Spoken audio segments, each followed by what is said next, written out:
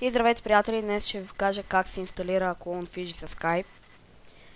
Отивате, аз ще ви оставя линка в описанието. Ето този линк. Натискате Downloads и инсталирате самата програмка. Така. Отваряте я.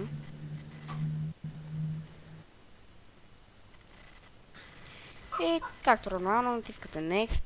Избирате дали искате да ви се покаже шорткът на десктопа или на старт менюто. Избирате къде да локейшъна, къде да ви се инсталира играта.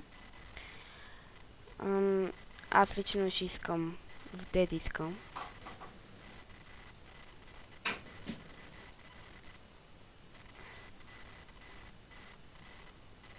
Така. И инсталирате. Изчаквате да ви зареди. И ви е готово. Ето е програмката. Отваряте си. И си работите. Това беше от мене. До